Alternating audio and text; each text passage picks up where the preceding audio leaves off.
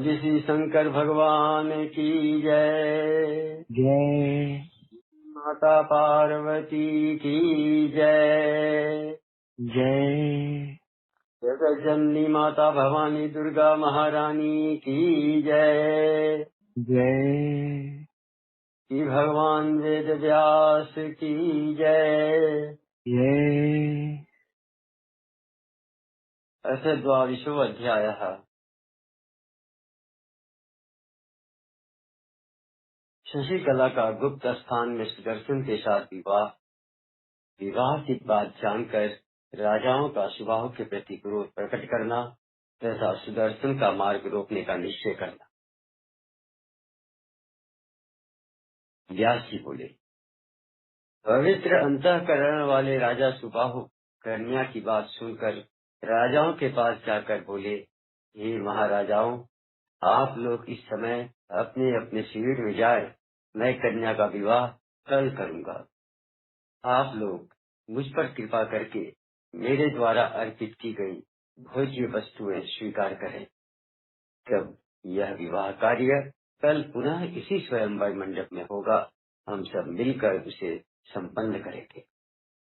हे नृपतगण, आज मेरी पुत्री मंडप में नहीं आ रही है, मैं क्या करूं?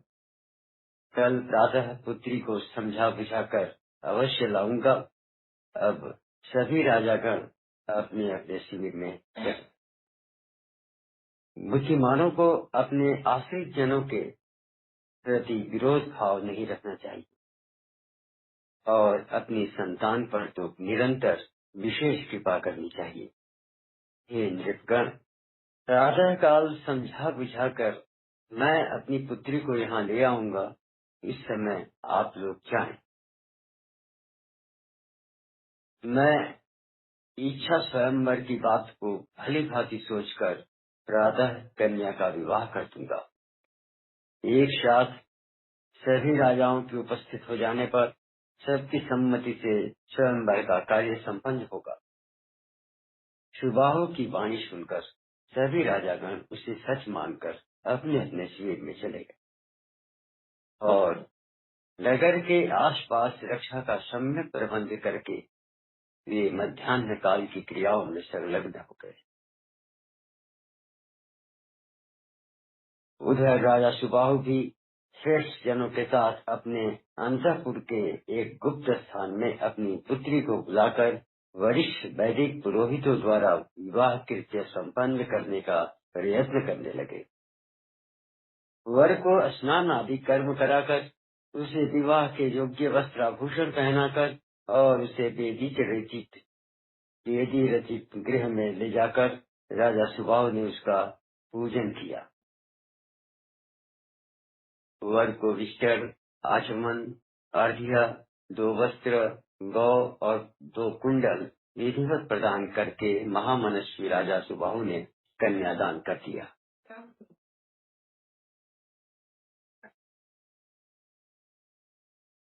उदार हृदय वाले सुदर्शन ने भी सभी वस्तुएं स्वीकार कर ली। अब मनोरमा की चिंता दूर हो गई। उस समय कुबेर पुत्री के समान उस सुंदर केशों वाली उदार हृदय वाले सुदर्शन ने भी सभी वस्तुएं स्वीकार कर ली। अब मनोरमा की चिंता दूर हो गई। उस समय कुबेर पुत्री के समान उस सुंदर केशों वाली शशिकला को पाकर सुदर्शन ने अपने आप को परम धन्य समझा। उस समय आनंदित एवं निर्भीक सभी मंत्री राजा द्वारा आभूषण तथा वस्त्र देकर सम्यक रूप से पूजित श्रेष्ठ वर सुदर्शन को कौतुक मंडप में ले गए। तदनंतर विधि की जानकार स्त्रियां राजकुमारी को वस्त्राभूषणों से विधिवत सुसज्जित करके उसे सुंदर पालकी में बिठाकर चौकोर वेदी से युक्त मंडप में वर के पास ले गई। उस वेदी पर पुरोहित ने अग्नि स्थापन करके और विधिवत घृताहुति देकर कौतुकागार में कौतुक किए हुए प्रेम रस से अत्यंत सिक्त वर वधु को बुलाया। उन दोनों ने विधिवत लाजा होम करने के बाद अग्नि की प्रदक्षिणा करके अपने अपने कुल तथा गोत्र की समस्त रीतियां संपन्न की। महाराज सुबाहु ने घोड़ों से जुटे तथा अत्यधिक बाणों से लदे हुए 200 सुसज्जित रथ सुदर्शन को विवाह में उपहार स्वरूप दिए। उन्होंने मदमत्त सुवर्ण के भूषणों से भूषित तथा पर्वत के शिखर के समान शरीर वाले 125 हाथी राजकुमार सुदर्शन को प्रेम पूर्वक प्रदान किए। विवाह के समय राजा ने स्वर्ण आभूषणों से अलंकृत 100 दासियां और सुंदर सुंदर 100 हथीनियां प्रसन्नता पूर्वक बार बार वर को समर्पित की। उन्होंने सब प्रकार के आयुधों और आभूषणों से सुसज्जित 1000 सेवक, बहुत से रत्न, रंग बिरंगे दिव्य सूती तथा ऊनी वस्त्र यथोचित रूप से दिए। निवास के लिए रंग बिरंगे सुंदर और विशाल भवन, सिंधु देश के उत्तम 2000 घोड़े, हाथ धोने में कुशल, सुंदर 300 ऊंट, अन्न एवं रस से परिपूर्ण 200 उत्तम बैलगाड़ियां भी प्रदान की। तत्पश्चात राजा सुबाहु ने हाथ जोड़कर राजमाता मनोरमा को प्रणाम करके कहा, हे राजकुमारी, मैं आपका सेवक हूँ, अतः आपका जो मनोवांछित हो उसे कहिए। तब उस मनोरमा ने भी सुबाहु से मधुर वाणी में कहा, हे राजन, आपका कल्याण हो, आपके वंश की वृद्धि हो। आपने मेरा बहुत सम्मान किया, क्योंकि आपने अपनी रत्नमयी कन्या मेरे पुत्र को प्रदान की है। हे राजन, मैं यश गाने में कुशल बंदीजन और मागधों की पुत्री नहीं हूँ, जो भली भांति आपकी प्रशंसा कर सकूं। आप तो अपने ही हैं, अतः आप श्रेष्ठ स्वजन की मैं क्या स्तुति करूं। आप एक उत्तम नरेश हैं और मेरे संबंधी हो गए हैं। आपने मेरे पुत्र को सुवेरे के समान बना दिया है। अहो, महान आश्चर्य है। आप जैसे राजा के पवित्र चरित्र का वर्णन कहाँ तक करूं, जो कि आपने इन सभी राजाओं को छोड़कर राज्य से च्युत वन में निवास करने वाले धनहीन, पिता विहीन, सेना रहित, फल के आहार पर ही रहने वाले तथा संपत्तिहीन मेरे पुत्र को अपनी प्रिय तथा कुलीन कन्या प्रदान कर दी। अपने समान धन, कुल और बल वाले को ही कोई अपनी पुत्री प्रदान करता है। हे राजन, आपको छोड़कर कोई भी राजा मेरे धनहीन पुत्र को अपनी रूप गुण संपन्ना पुत्री नहीं दे सकता।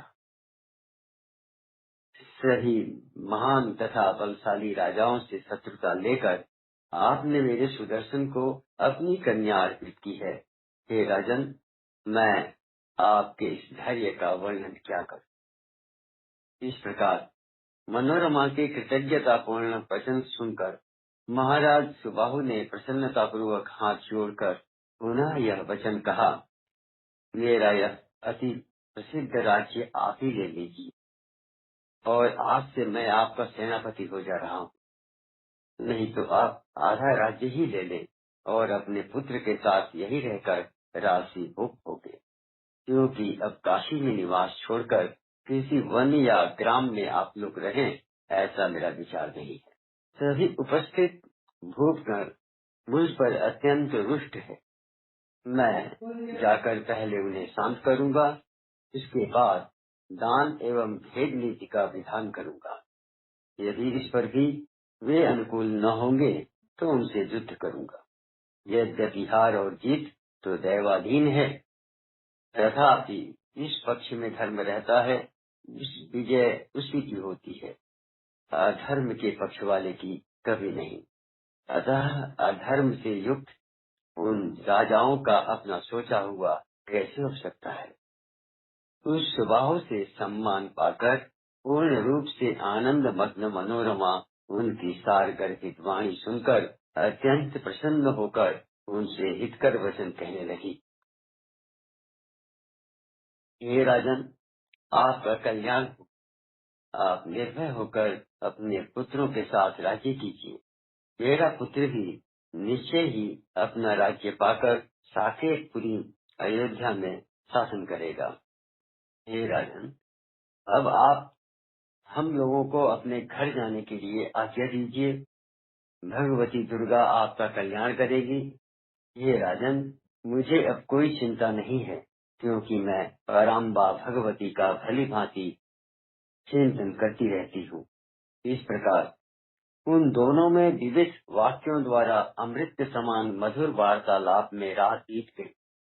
प्रातः काल होने पर सभी राजा विवाह हो जाने की बात जानकर कुपित हो उठे और नगर के बाहर निकलकर आपस में कहने लगे, हम आज ही उस कलंकी राजा सुबाहु तथा विवाह की योग्यता न रखने वाले उस कुमार सुदर्शन को मारकर राज्य लक्ष्मी सहित उस शशिकला को छीन लेंगे, अन्यथा लज्जित होकर हम लोग कैसे अपने घर जाएंगे। आप सब लोग बजाई जा रही तुरहियों तथा शंखों के निनाद, गीत ध्वनि तथा अनेक प्रकार की वेद ध्वनि सुन ले। मृदंगों के भी शब्द हो रहे हैं। हम लोग तो ऐसा मानते हैं कि राजा सुबाहु ने विवाह संपन्न कर दिया। राजा ने हमें बातों से ठग कर वैवाहिक विधि से पाणी ग्रहण संस्कार अवश्य कर दिया। ये राजाओं, अब हम लोगों को क्या करना चाहिए, इस विषय में आप लोग सोचें और आपस में विचार करके एक निर्णय लें। इस प्रकार राजाओं में परस्पर बातचीत हो ही रही थी कि इतने में अप्रतिम प्रभाव वाले काशीपति महाराज सुबाहु कन्या का पाणी ग्रहण संस्कार संपन्न करके प्रसिद्ध तेज वाले अपने मित्रों को साथ लेकर उन राजाओं को निमंत्रित करने के लिए शीघ्र उनके पास गए। काशीराज सुबाहु को आते देखकर उपस्थित नरेशों ने क्रोध के कारण कुछ नहीं कहा। वे मौन साध कर बैठे रहे। राजा सुबाहु उनके पास जाकर हाथ जोड़कर प्रणाम करके कहने लगे कि सभी राजागण भोजन करने के लिए मेरे घर आए। कन्या ने तो उस राजकुमार सुदर्शन का पति रूप में वर्ण कर दिया है। मैं इस विषय में अच्छा बुरा क्या कर सकता हूँ। अब आप लोग शांत हो जाएं, क्योंकि महान लोग दयालु होते हैं। राजा सुबाहु की बात सुनकर सभी राजा क्रोध से तमतमा उठे। उन्होंने कहा, राजन, हम लोग भोजन कर चुके, अब आप अपने घर जाइए। आपको जो अच्छा लगा उसे आपने कर दिया। जो कार्य शेष हो उन सबको भी जाकर कर लीजिए। अब सभी राजागण अपने अपने घर चले जाएंगे। सुबाहु भी यह सुनकर घर चले गए और शंका करने लगे कि ये क्षुब्ध तथा कुपित राजागण अब न जाने क्या कर डालेंगे। राजा सुबाहु के चले जाने पर उन नरेशों ने यह निश्चय किया कि हम लोग मार्ग रोक कर सुदर्शन को मारकर कन्या को छीन लेंगे। उनमें से कुछ राजाओं ने कहा, अरे, उस राजकुमार सुदर्शन से हमारा क्या बैर। हमने यहाँ का सब कौतुक देख लिया। अब हम जैसे आए थे वैसे ही घर लौट चले। ऐसा कहकर वे सब